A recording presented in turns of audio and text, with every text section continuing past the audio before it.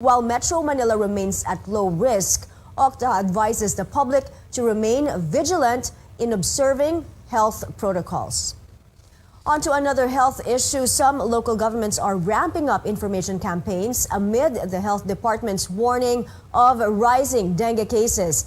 The Navotas City Health Office says it is reaching out to communities to remind people of basic dengue prevention tips. The city logged a total of 70 dengue cases from January to June, 8 of which were recorded just last week. This number is lower compared to the 81 cases from the same period last year, but officials are bracing for more cases. Nagsimula na rin po kami magsagawa ng mga space spraying, tapos nag-educate na rin po kami sa community. Para kasi kung kami lang, hindi namin kayang sugpuin yung dengue ng kami lang. Kailangan namin ng participation ng community. Then yun, nagbigay din kami kanina ng mga insecticides and kung paano gamitin yun, tinuruan na din namin sila. Daily na po ang reporting namin ng dengue. Kasi talagang binabantayan namin kasi bukod kasi sa COVID. The Regional Health Office in Mimaropa is also promoting dengue prevention through social media. It has circulated an educational video about dengue symptoms and how to protect oneself. These include the 4 o'clock daily habit and the 4S method: search and destroy mosquito breeding sites, secure self-protection with proper clothing and repellent, seek early consultation if one has symptoms, and supporting indoor and outdoor spraying to prevent outbreaks. In other news, fewer Filipinos were out of work in April compared to the month prior. The number of jobless people was at 2.76 million, slightly down from 2.87 million in March. The 5.7% unemployment rate was also the lowest since January 2020. The government says assistance is on the way for poor Filipinos. The 500 peso cash aid payout is expected to begin before the month ends. Isinakaayos na po ng mga ahensya yung kung mga kinakailangang process ng mga documents para makapag-umpisa na po tayo doon sa pamamahagi ng tulong na ito. We remain committed to deliver the promise of President Duterte na ibigay na po itong karagdagang tulong doon sa ating mga kababayan. At inaasahan po natin that itong 500 pesos per month na subsidy ay maumpisahan na nga po bago magtapos yung termino ni Pangulo Duterte. Over 12 million families will benefit from the subsidy. Thousands of consumers, meanwhile, are taking another hit as major power distributor Meralco announces higher charges. Rates will increase by almost 40 centavos per kilowatt hour this month. This means households consuming 200 kilowatt hours will have to pay 80 pesos more per month. Meralco says the increase in cost is driven by higher generation charges and fuel prices. Authorities are testing the water in other parts of Batangas to find out the extent of arsenic contamination in the province. George Cahiles reports experts will also check these water sources for another dangerous chemical that may cause cancer. Gloria is 55 years old and lives in Santa Teresita town in Batangas province. She was found with traces of arsenic in her urine. Bumili na daw ako ng tubig. Bakit po? Dahil sa aking balat. Experts earlier found high arsenic content in the water in Barangay Burol. Authorities have discouraged the people from drinking tap water and using it for cooking. But some residents like Margarita Gonzalez choose to disregard the warning. Nakasanayan. Sa totoo lang, nakasanayan. Sa awa naman ng Diyos, wala naman akong aanuhan pa. Kaya nga lang, long term pala. Pero bahala na ang Diyos doon. The local government says the toxic chemical has contaminated a third of the area's water sources. It says it is planning to work with water refilling stations to help supply clean and affordable water. Priority muna yung aming mga barangay na nangangailangan at tutulong kami sa pagbabayad at pagpo-provide ng containers sa deliveries. As if arsenic contamination is not enough, Health experts also trace high levels of radon in some water sources in Batangas. If it exceeds yung regulated natin, ay masama din siya. Kasi it can cause nga cancer of the lungs. Ang matataas talaga yung area na may fissure. Lemery, Taal, Santa Teresita, kasama yan. Kaya ako tinatanong ang probinsya kung nagkakaroon sila ng pag-aaral o pagsusuri dito sa sakit na ito at sa contamination na yan, upang sa gayon, makita natin kung meron ng relasyon. May correlation ba talaga ito o wala? The provincial government says it will continue to monitor the situation in affected areas. Ang unang-una is to continue ang investigation, surveillance ng mga wells.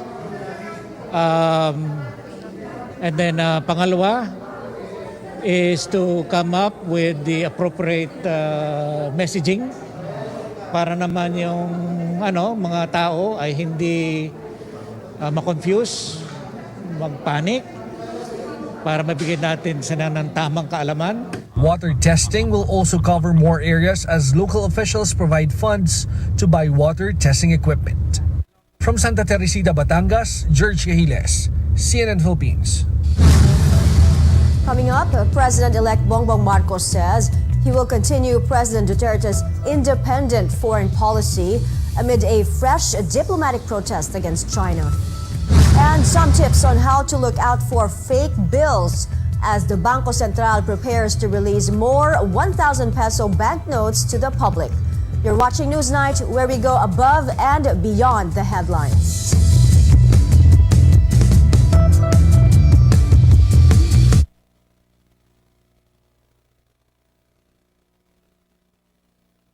SMC, San Miguel Corporation. Bisag unsang industriya ang sudlan niini, tinguha sa SMC ang pag-uswag o paglabo sa mga Pilipino. Karon, gikan sa SMC, aniya na ang SMC Davao Cement. SMC Davao Cement, gama sa Davao para sa Mindanao. SMC Davao Cement, ato ni Bay. SMC, San Miguel Corporation. Bisag unsang industriya ang sudlan niini, tinguha sa SMC ang pag-uswag o paglabo sa mga Pilipino. Karon, gikan sa SMC, aniya na ang SMC Davao Cement. SMC Davao Cement, gama sa Davao para sa Mindanao.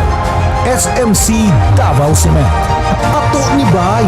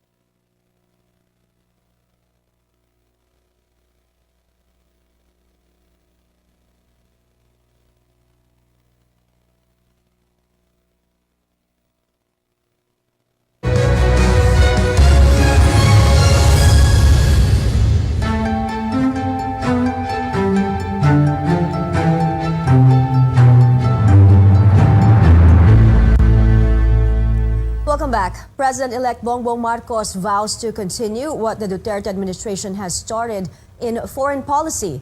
He stressed the importance of Philippine-China ties on the heels of a fresh diplomatic protest against Beijing. Joining us live from Makati City is Tristan Nodalo for the details. Tristan, go ahead.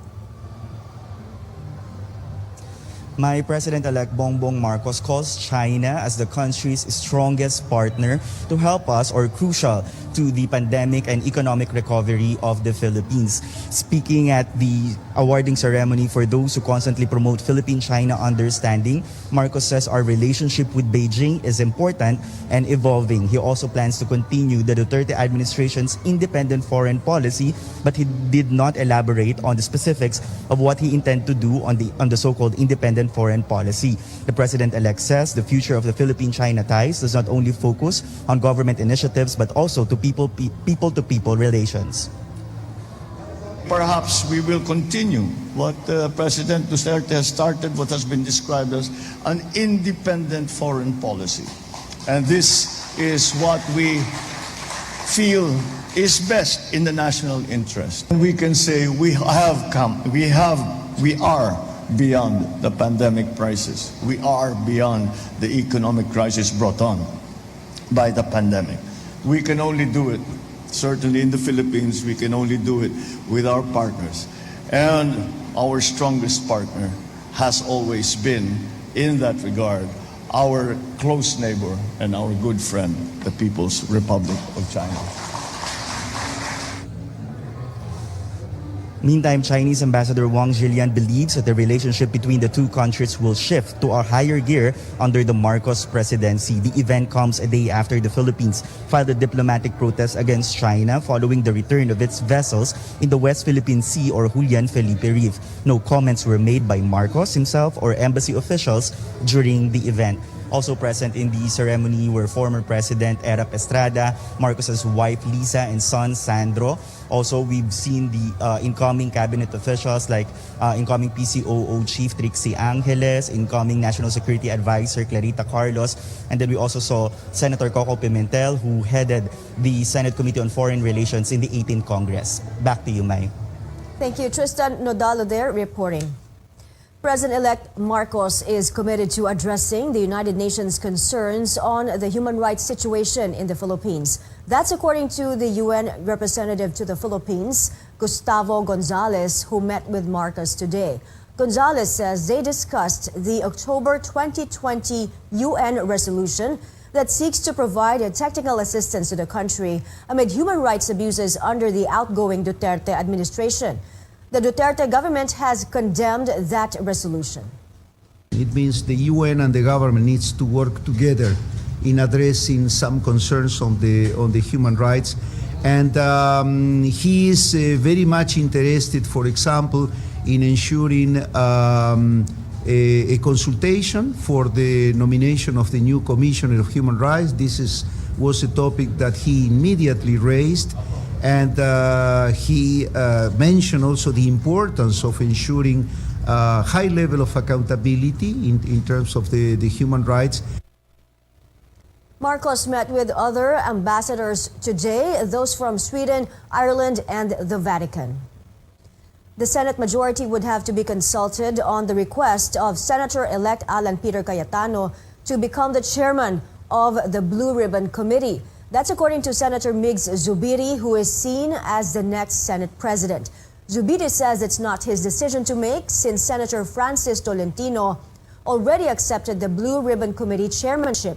Cayetano said on Thursday he would only accept Zubiri's invitation for him to become part of the Senate majority if he gets the panel. 18 immigration personnel linked to the Pastillas scam have been dismissed from service. The Justice Department in its resolution said the 18 immigration officers and employees are liable for grave misconduct, gross neglect of duty, and conduct prejudicial to the best interest of the service. The BI personnel were said to have allowed entry and exit of Chinese nationals without the regular screening process. The scheme was first discovered in 2020 and was the center of a series of Senate hearings. The administrative case stemmed from the fact-finding committee formed by the Immigration Bureau. Earlier, at least 40 immigration personnel were charged by the Ombudsman with graft before the Sandigan Bayan. The Bangko Sentral ng Pilipinas is preparing to increase the circulation of the new 1,000 peso banknote next year. how can the public be on the lookout for fake money?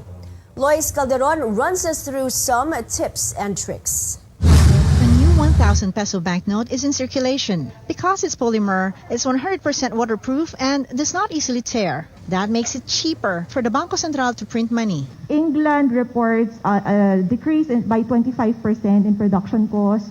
New Zealand decreased by 58% in production note issuance cost as well. And Australia reports $1 billion of cost savings. So optimistic tayo. At least 500 million new notes with the 1,000 denomination will flow in the financial system by next year. The central bank wants to make sure the banknote you receive is not counterfeit. Counterfeits are not money, diba? So they do not have value. Therefore, they cannot be exchanged. That's why a person receiving a counterfeit note will take a loss. Central bank data shows there are 7.9 counterfeits out of 1 million, way below the red flag used internationally. Nakakainis po kasi, syempre, napakahalaga ng pera, di ba? Tapos, pepekein nila. Dinikit po namin siya sa bond paper, tapos pinost po namin sa labas ng tindahan. Nung pinanukli po talaga doon ng nagtitinda. Kasi ano po ang pakiramdam nyo? Syempre po masakit kasi pinaghirapan mo yung pera na yun, tapos yung matatanggap mo, peke lang. The central bank sums up in 3 words how to check if a banknote is genuine. Feel, look, tilt. Feel its texture. Polymer is smooth. Look for a clear window this side with the Sampaguita icon with embossed lines, and you'll find the letters BSP. Check for metallic features that give the banknote its luster or shine and rainbow colors, and then tilt, and you'll see the shadow thread. The old 1,000 paper notes are still good as legal tender. There's no clear timetable yet when it will be demonetized, as Bangko Sentral Governor Ben Jokno leaves the BSP to become Finance Secretary. But December 2022 is the deadline for banks to recalibrate their ATM and deposit machines so the new polymer banknotes will be recognized. Lois Calderon, CNN, Philippines. Authorities say the driver's license of the SUV owner in the hit-and-run incident in Mandaluyong may be revoked as he snubbed the second show cause order issued to him. Amor Santos has more. The owner of the SUV that hit and ran over a security guard in Mandaluyong City is again a no-show at the Land Transportation Office. It's the second time that he snubbed the LTO's show cause order. Officials say this means he loses his chance to explain his side, as his case is now up for resolution. The LTO's Intelligence and Investigation Division will submit its findings to the hearing committee, which will then make the recommendation to LTO Assistant Secretary Edgar Galvante. They hope to complete this process by Monday. It is most likely that we will recommend the possible revocation. His sports utility vehicle can also be impounded anytime, according to officials. The motor vehicle registration is under alarm. There will be no transaction like transfer of ownership, transfer of change of color. The police filed criminal complaints against SUV owner Jose San Vicente on Monday. He's facing frustrated murder and abandonment of one's own victim before the city prosecutor's office. On the question whether he was also the one driving the SUV during the incident, yun po yung presumption natin. Kasi wala naman kasing nilulutang na driver. Meanwhile, the victim, security guard Christian Floralde, was discharged from the hospital Thursday afternoon. He says he's still on painkillers due to abdominal pain. His security agency says it paid less than 200,000 pesos for the hospital bill. The employer says the SUV owner's camp offered to shoulder the medical expenses, but they turned it down. Floralde, meanwhile, has said he will pursue the case against the SUV driver. Well, una sa lahat, hindi kasi namin priority na ayusin yung kaso na yan. During the time na tumatawag sila sa amin, nasa ICU yung tao namin. I do not know whether my guard can make it or not. Totoo lang, masama pa rin po yung loob ko sa ginawa niya sa akin. Tinakbuhan niya ako. Hindi man lang siya tumigil. Bago sa iniwanan ako, Pero may Diyos tayo na marunong patawad. Ang Diyos na ho yung bahala sa kanya. Police say they are ready to serve the warrant of arrest once issued by the court. Amor Santos, CNN Philippines. Entertainment updates still ahead. BTS says the best moment is yet to come, but today comes pretty close for the group's ARMYs. Details about the newly released album and music video after the break.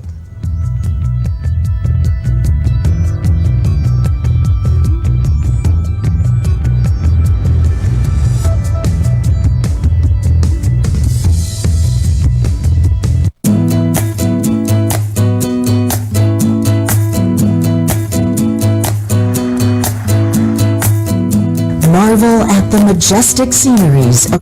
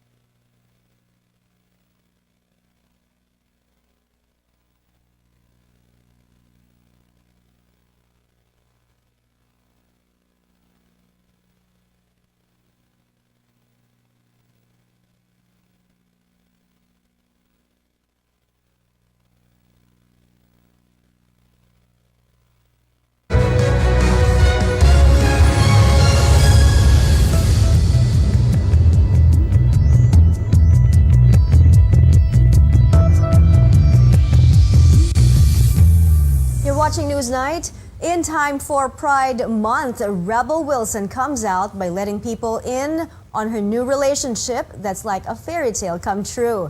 The actress posted a photo with her girlfriend Ramona Agruma, a fashion and jewelry designer. The caption reads, "I thought I was searching for a Disney prince, but maybe what I really needed all this time was a Disney princess."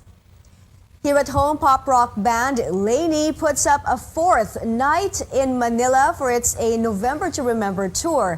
The show, added because of high demand, is scheduled on November 15 at the Mall of Asia Arena in Pasay. Tickets are now on sale. Initially, only 3 Lainey concerts in the country were announced, slated for the 11th to the 13th. And the wait is finally over for BTS ARMYs. The K-pop sensation's new album Proof is out. The 48-track anthology has works from the group's nearly 9-year run and 3 new songs. The music video for Yet to Come also dropped today. Take a look.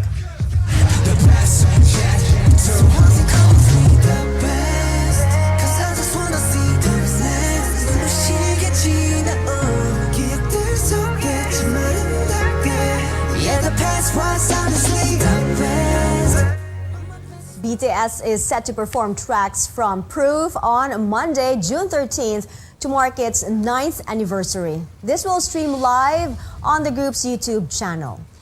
And that's it for now. Join me again on news.ph at 7. I'm Maya Rodriguez for Newsnight, where we go above and beyond the headlines.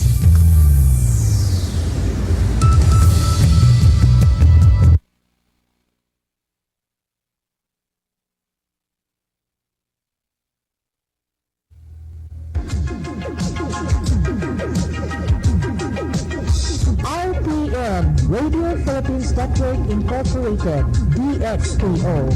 13 sa Zinday Utso sa dial sa inyong radyo. RPN DXKO, ang Radyo Ronda dili sa Dakbayan sa Cagayan de Oro. Sibiyahan na may galaon sa katawhan, andam mo serbisyo sa tanan. Ang RPN DXKO Radyo Ronda sakop sa KBP, kapisanan ng mga broadcaster ng Pilipinas.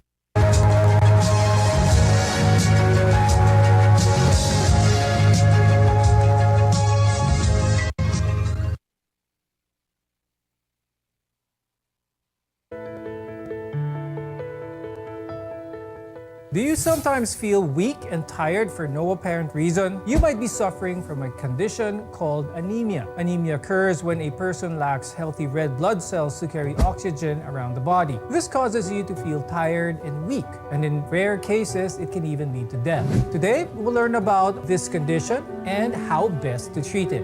I'm Dr. Freddy Gomez, and this is MedTalk Health Talk on CNN Philippines.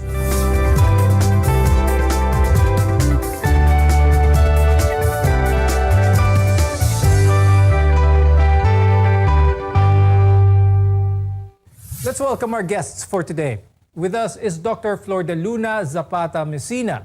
She is a hematologist from the University of Santo Tomas and Cardinal Santos Medical Center. Also with us is Dr. Ira Inductivo Yu. She is a gastroenterologist from the National Kidney and Transplant Institute as well as the Diliman Doctors Hospital. Now, according to the World Health Organization, anemia remains to be a major global public health problem, with about 2.3 billion people affected by this condition. In the Philippines, studies show that a large percentage of the population suffers from micronutrient deficiencies, the most common being iron deficiency anemia. Dr. Messina, how does anemia become a public health issue, especially in a country like the Philippines? As there's a high incidence of anemia and it should not be taken lightly because some mild symptoms like headache, dizziness, or weakness can be a cause of absenteeism at work. And so this affects the overall productivity of our workforce. Are there areas in the country, Dr. Messina, that are usually affected by this condition? The incidence actually is not based on the region, but more of age group. The risk factors or vulnerability depends on the age group. There are several types of anemia, but the most common worldwide and in the Philippines are iron deficiency anemia or IDA and vitamin deficiency anemia. Dr. Messina, still, can you tell us more about these two common types of anemia? Basically, there are 3 types of anemia when it is based on the cause. The most common is nutritional anemia. These are the iron deficiency, vitamin B12, and folic acid deficiency. The second would be the problems in production or bone marrow disorders. And the third is destruction of red blood cells, or what we call hemolytic anemia. But the two are less common. Now, let's discuss the symptoms ng anemia. Dr. Ira, what signs should people look out for about this condition? The level of the anemia would dictate the severity of the symptoms. So if you're just having very mild decrease in hemoglobin, people might just not, in fact, notice it. Or the manifestation would just be easy fatigability. Baka dati nakaka-jogging ng 15 minutes. This patient now could not even tolerate 5 minutes of jogging. Some patients would also have some sort of hingal. Dati, they can probably walk from the first floor to the 5th floor without any difficulty, but now would take only 2 flights of stairs, and probably that's all that they can do. Severe anemia though, especially if acute, probably secondary to an acute GI blood loss, can lead even to collapsing of the patients, or in some patients, they can even have myocardial infarction or even stroke. The usual suspect in iron deficiency anemia is poor nutrition, but anyone can still experience anemia acutely, especially if they are experiencing bleeding or have had surgery. Dr. Ira, what are the typical causes ba ng anemia para ma-aware ang ating mga viewers? It could be due to iron deficiency, which by the way is the most common cause. And iron deficiency could not only be due to nutritional deficiency, but it may also be due to GI blood loss. Anemia could be due to anemia of chronic disease. So these are people who are chronically debilitated. These are people with chronic kidney diseases, with malignancies. Anemia can also be due to bone marrow defects. I think this is best exemplified by your aplastic anemia and your leukemia and lymphoma. And anemia can also be drug-induced.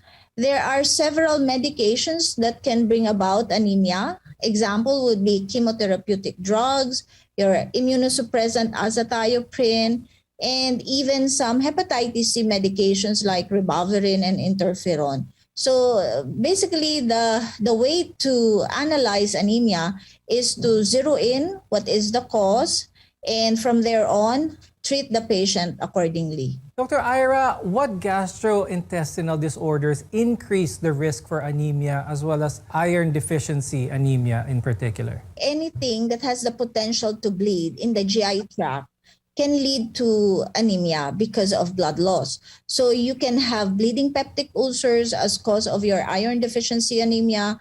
You can have colonic ulcers, colonic malignancy. You can even have your inflammatory bowel diseases like ulcerative colitis and Crohn's disease. Remember that blood loss doesn't always equate to obvious blood loss.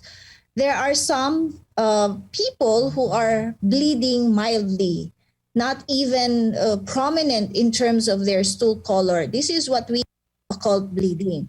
So basically, any lesion that will cause either an obvious bleed or an occult bleed can lead also to iron deficiency anemia.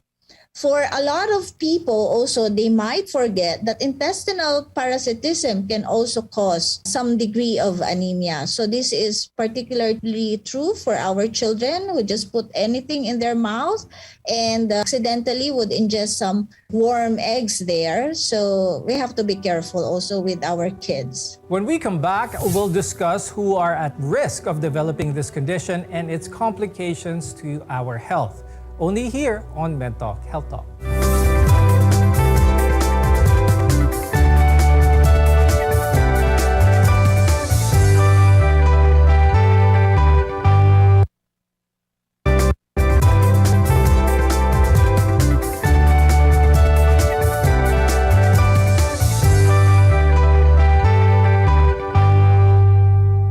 I'm Dr. Freddy Gomez, and this is MedTalk Health Talk, your partner in healthcare. So when it comes to managing anemia, what can we do? Dr. Ira, let's talk about that. Is having a healthy diet enough? Healthy diet is definitely essential if you want to prevent anemia and treat anemia, because any nutritional deficiencies, specifically in the nutrients of iron and folic acid and vitamin B, can also exacerbate anemia. From a gastroenterologist point of view, there should be a regular test, specifically if you reach like 45 or 50 years old. We usually recommend, as part of a screening, an FOBT or an FIT to detect for possible colon malignancy, because they can also bring about anemia. Let's talk about the foods that should be avoided again. Some literatures have pointed out that if you are taking in iron-rich foods, there should not be any simultaneous intake of foods that are rich in calcium or calcium supplements for that matter, on the notion only that calcium can bind to some extent iron and hence indirectly decrease iron absorption. Now, Dr. Messina, how should people diagnosed with anemia exercise when one of their more common symptoms is that they feel tired all the time? For patients with severe anemia, that's a hemoglobin of less than 70 grams per liter, exercise or physical activity should be limited because they will feel the symptoms more with these activities.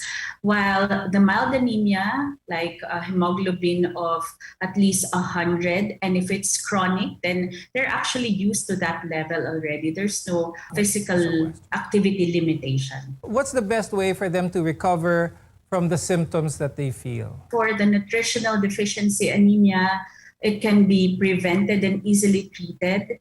So the way to treat it is to give adequate supplement with the diet, of course, and also vitamin supplements, vitamin and mineral supplements. And once they recover, when the hemoglobin is improving, then they can go back to their usual physical activity. We advise them to eat iron-rich foods, and these are red meat. There are also vegetables which are high in iron: spinach, broccoli, tomatoes, and asparagus. They contain also iron. While your vitamin B12 rich sources are meat, fish, and seafoods, your folate rich foods are green leafy vegetables. So these are the things that should be taken for patients with nutritional anemias. And then for the treatment, diet will not suffice. You need to supplement them with oral supplement. Now, before we go, Dr. Ira, do you have any advice or tips for our viewers? The lesson that we learned from this preceding discussion is really to go on a healthy diet, a diet that is rich in protein, in nutrients, specifically iron and some of the vitamins, vitamin B, vitamin C also because it helps in iron absorption, and also with folic acid. And Dr. Messina, do you have any tips or advice for our viewers? Anemia is actually preventable, especially the deficiency anemias. So please get your blood works and also take foods that are in iron, folate, and vitamin B12. So basically a balanced diet. Thank you, hematologist Dr. Flor de Luna Zapata and gastroenterologist Dr. Ira Inductiva Yu for being with us today and sharing your tips and expertise about anemia. I'm Dr. Freddy Gomez, and thank you for watching MedTalk Health Talk. We'll see you again next time.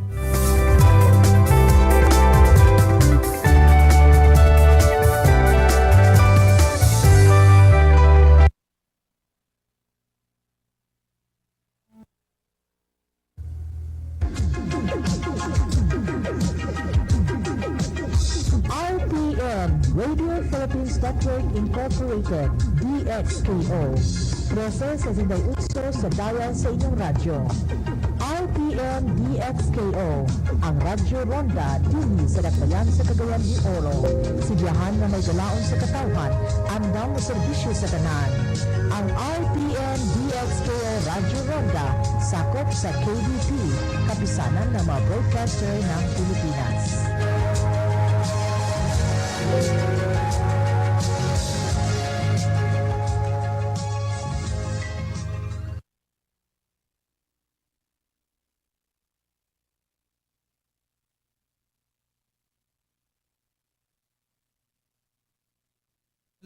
Wala na po akong tanong unless si General ay may pahabol pang tanong.